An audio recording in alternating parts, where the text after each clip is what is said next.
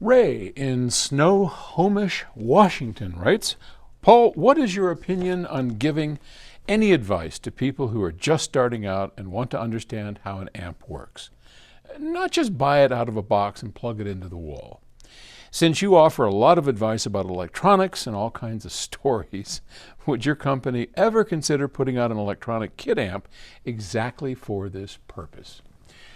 Well, as a company, yes, absolutely. And I wish our museum included one. I was looking through it the other day, and I think we called it the Source, or it was something like that. It's been so long, and we don't have a copy of it, but it was a kit. We actually made quite a few of those. It was a kit. I think it was a preamplifier, and you could assemble it, and it had the story, how it worked, why it worked. I loved the idea. It was never a commercial success. This was back when Stan and I were, Paul and Stan, were running the company, and the kit preamp, we just thought it would be really cool to, this is a potentiometer, and this is what it does, here's how it does it.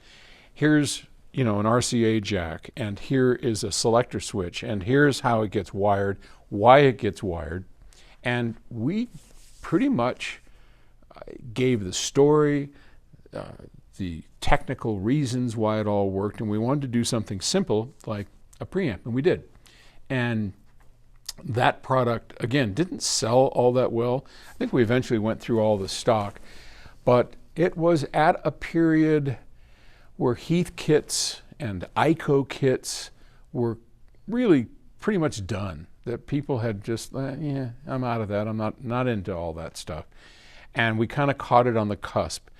I think today it would be fun to sell a kit. I don't know how many people would actually be interested in putting it together as a commercial venture.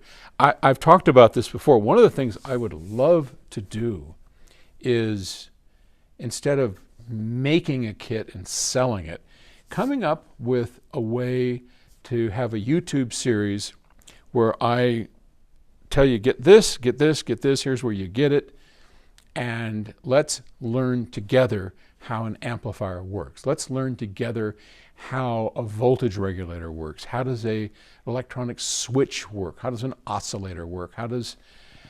What is feedback? How does it work? How do we apply feedback? What's a chip op amp? How does that work? I mean, endless. I could go on endlessly. One of my hesitations, because I'm busier in a one-arm paper hanger. What is it?